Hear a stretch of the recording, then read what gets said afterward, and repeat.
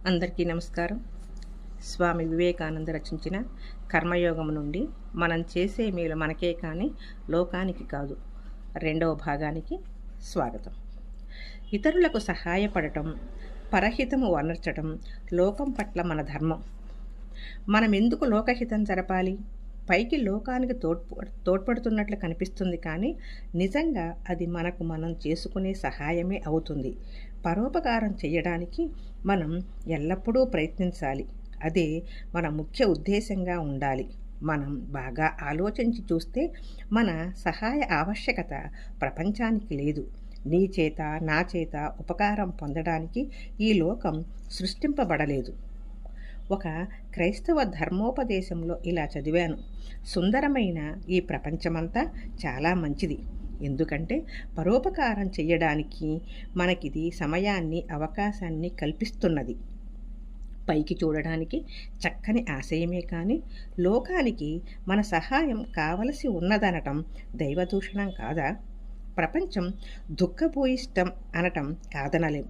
అందువల్ల పరులకు ఉపకారం చేయటమే మనం చెయ్యగల ఘనకార్యం. అయినా పరులకు ఉపకారం చేయటం అంటే కేవలం మనకు మనం ఉపకారం చేసుకోవటం అని కాలక్రమంలో గ్రహిస్తాము.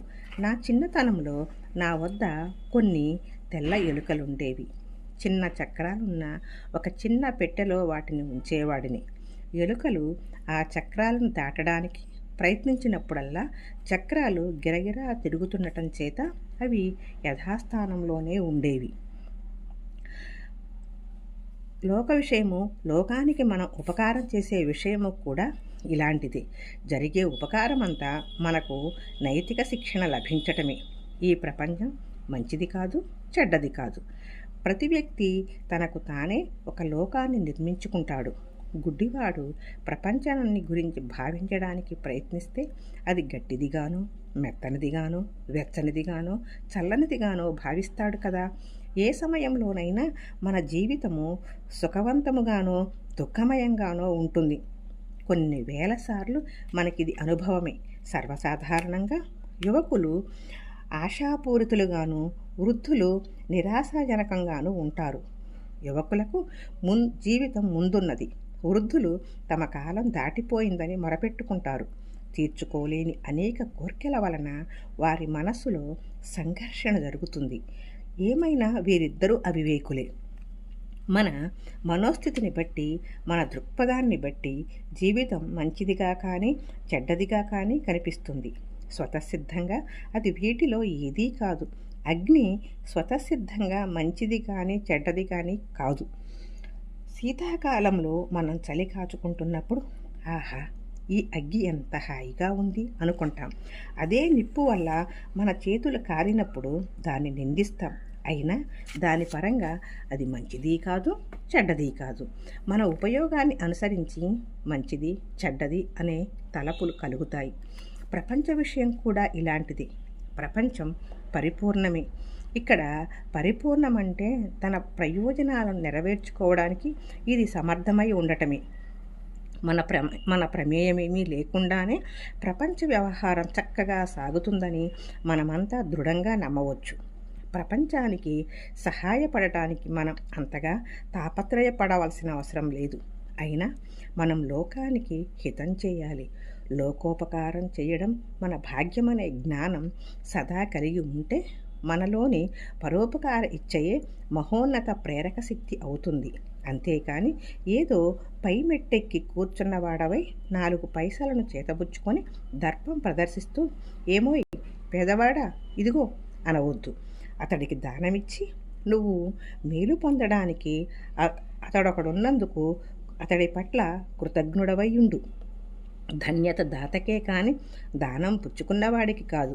నీ ఔదార్యాన్ని, నీ దయాస్వభావాన్ని లోకంలో అమలుపరచి దాని మూలంగా నువ్వు పవిత్రుడవై పరిపూర్ణుడొకటకు నీకు అవకాశం లభించిందని భావించి కృతజ్ఞుడవు అవు. సత్కార్యాలన్నీ మనలను పునీతులుగాను పరిపూర్ణులుగాను చేస్తాయి. మన శక్తినంతా వినియోగించినా మనం చేయగలిగినదంతా ఒక ఆసుపత్రిని కట్టిస్తాం, కొన్ని బాటలను వేయిస్తాం, ఒక ధర్మశాలను నిర్మిస్తాం. ధర్మకార్యానికి చందా రూపంలో లోకుల నుండి 20-30 లక్షల రూపాయలు పోగు చేయగలం. ఒక 10 లక్షలతో ఆసుపత్రిని ఒకదాన్ని కట్టించవచ్చు. రెండో 10 లక్షలతో నాట్య ప్రదర్శనలు, మద్యపాన పార్టీలు జరపవచ్చు. మిగిలిన 10 లక్షలలో సగం అధికారులు హరిస్తారు, సగం పేదలకు చేరుతుంది. అయితే ఇవన్నీ ఎంతమాత్రం? ఒకే ఒక్క భీకరమైన గాలి దుమారం మీరు కట్టించిన భవనాలను క్షణంలో నేలమట్టం చేయవచ్చు. అప్పుడు మనం ఏం చేయగలం? ఒక్క అగ్నిపర్వతం పగిలి మనం నిర్మించిన బాటలను, ఆసుపత్రులను, నగరాలను, భవనాలను నాశనం చేస్తుంది. కాబట్టి మనం లోకోపకారం అనే ఈ మూర్ఖ ప్రలాపాన్ని విరమిద్దాం. లోకం నీ సాయం కోసం, నా సహాయం నిమిత్తం పడిగాపుడు పడి ఉండలేదు. అయినా ఎప్పుడు కార్యనిమగ్నులమై సత్కార్యాలనే చేస్తూ ఉండాలి. ఎందుకంటే దానివల్ల మేలు మనకే. పరిపూర్ణులమవడానికి ఇదొక్కటే మనకు మార్గం. మనం సాయం చేసిన ఏ యాచకుడు మనకేనాడు ఒక్క గవ్వ కూడా రుణపడినవాడు కాదు. అతడికే మనం సమస్తం రుణపడి ఉన్నాం. ఎందుకంటే అతడు దానం ఇచ్చే అవకాశాన్ని మనకు కల్పించాడు. లోకోపకారం చేశామని కానీ, చేయగలమని కానీ, ఏదో కొంతమందికి మనం సహాయం చేశామని కానీ అనుకోవడం పూర్తిగా తప్పు. అది మూర్ఖాలోచన దుఃఖహేతువు. మనం ఎవరికో సహాయం చేశామని అతడు మన పట్ల కృతజ్ఞత చూపాలని ఆశిస్తాం. అతడు అలా చేయకపోతే బాధపడతాం. మన కార్యాలకు మనమెందుకు ప్రతిఫలం ఆశించాలి? నీ సహాయం పొందిన వాని పట్ల కృతజ్ఞుడవయుండు. అతడిని దేవుడిగా భావించు. సోదర మానవ సహాయ రూపంలో భగవదారాధన అవకాశం పొందటం మహాభాగ్యం కాదా? మనం నిజంగా నిస్సంగులమై ఉంటే ఈ ఆశ వైఫల్య వ్యధలు లేకుండా సంతోషంతో సత్కార్యాలు నిర్వర్తించగలం.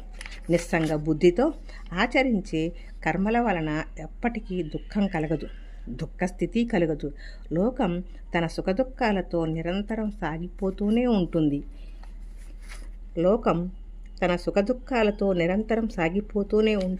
అని అనడానికి ఉదాహరణగా స్వామి చెప్పిన కథ తరువాతి భాగంలో తెలుసుకుందాము. ఈ అంశం మీకు నచ్చినట్లయితే లైక్ చేయండి, షేర్ చేయండి, సబ్స్క్రైబ్ చేయండి. మీ అమూల్యమైన అభిప్రాయాన్ని కామెంట్ ద్వారా తెలియజేయండి. విన్నందుకు ధన్యవాదాలు.